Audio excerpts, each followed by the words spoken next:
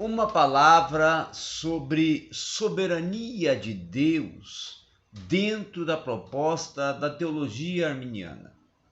Quem sabe alguns perguntem ou até venham contrariamente e vindo até ir contrário ao que defende a teologia arminiana, postular, defender que os arminianos não aceitam ou até negam a soberania de Deus. Mas não é isto. O arminianismo clássico, ele interpreta corretamente a soberania de Deus.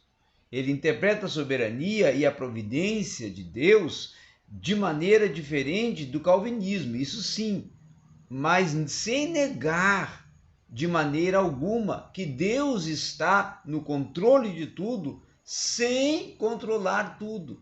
Por quê? Porque existe a questão do livre-arbítrio. Existe a questão de o homem ter, a criatura ter a liberdade, ter a sua vontade livre de tomar a decisão a qual ele quer tomar, a qual ele quer decidir. E aí, claro, dentro desse contexto, nós vamos ter a vontade libertária, pré-queda, aonde o homem tinha total liberdade de decidir por si próprio qual caminho optar, qual decisão ou opção optar para a sua vida.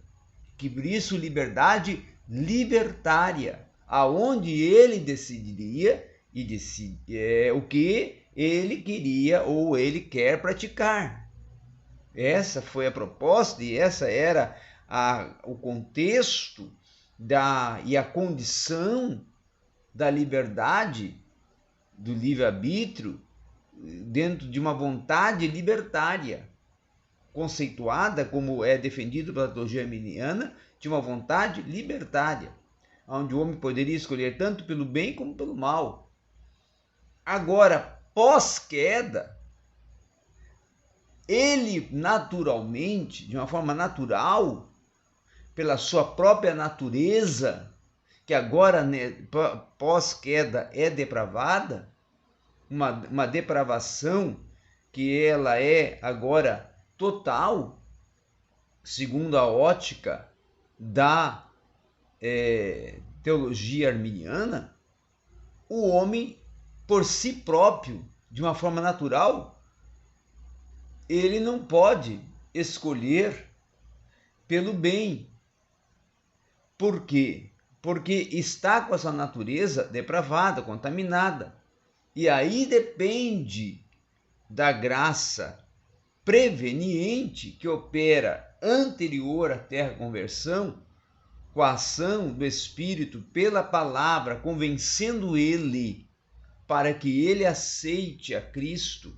E ao aceitar a Cristo, aí vem o processo da conversão, e pós-conversão vai vir o novo nascimento, e nesse período do novo nascimento, aí vem a regeneração plena, aonde vai ocorrendo uma mudança total de comportamento e de posição e de estado em que se encontrava de pecador para salvo.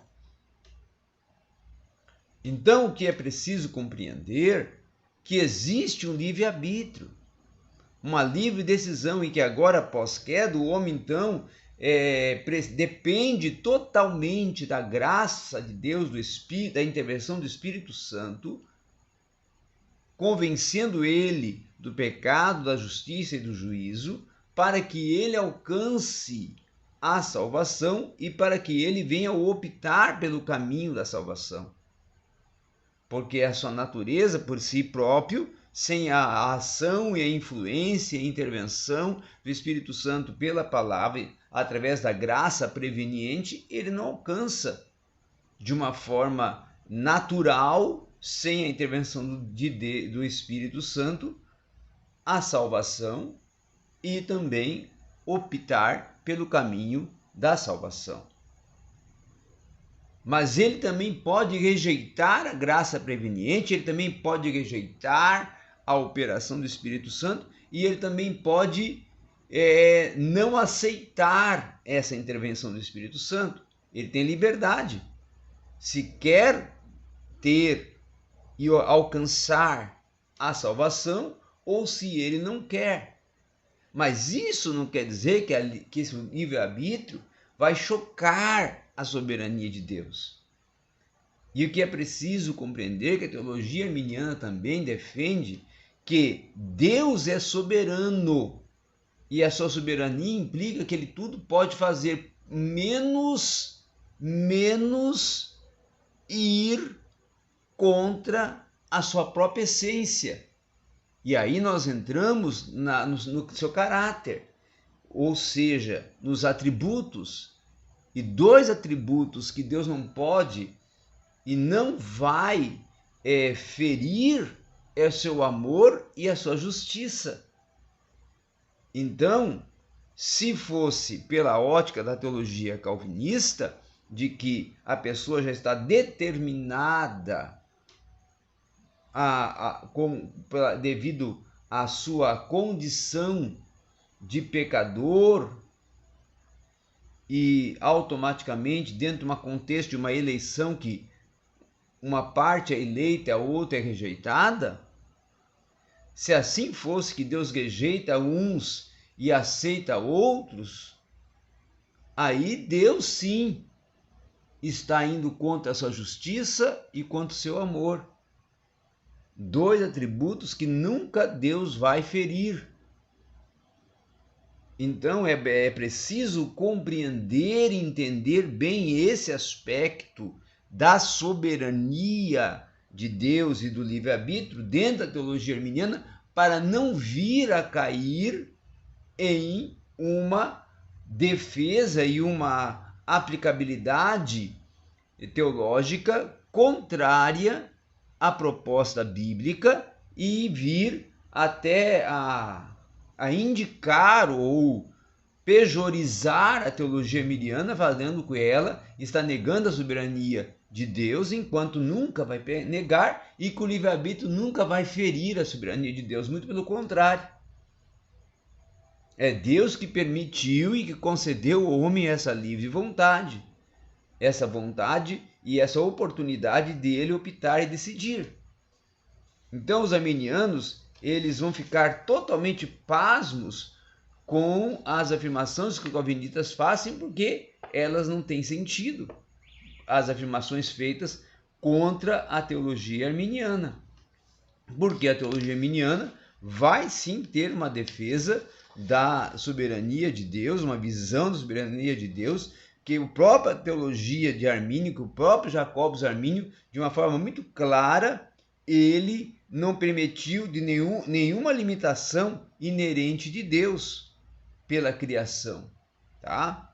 Mas apenas pelo próprio caráter de Deus, que é o amor e a justiça como atributos de Deus, que Deus pode de fato fazer o que lhe aprouver, porém não ferir ao seu amor, um atributo, um componente da sua essência, do seu caráter e a sua justiça.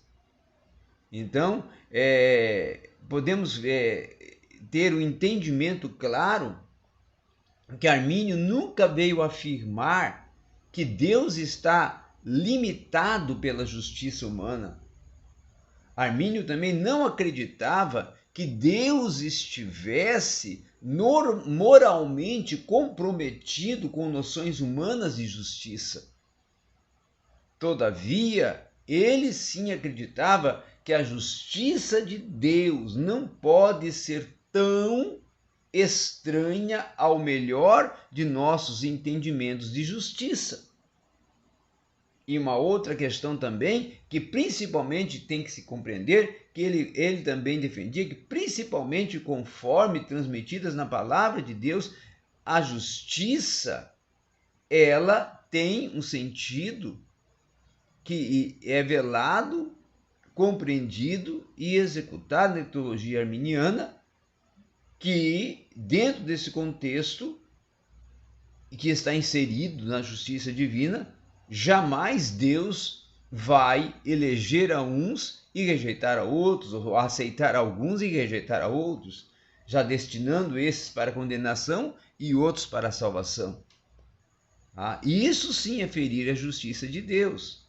Então, outra questão também que precisamos colocar e deixar muito clara, muito explícita, que a proposta e a explicação de Armínio em relação à providência divina dificilmente pode ser mais elevada do que é, porque ela é muito clara,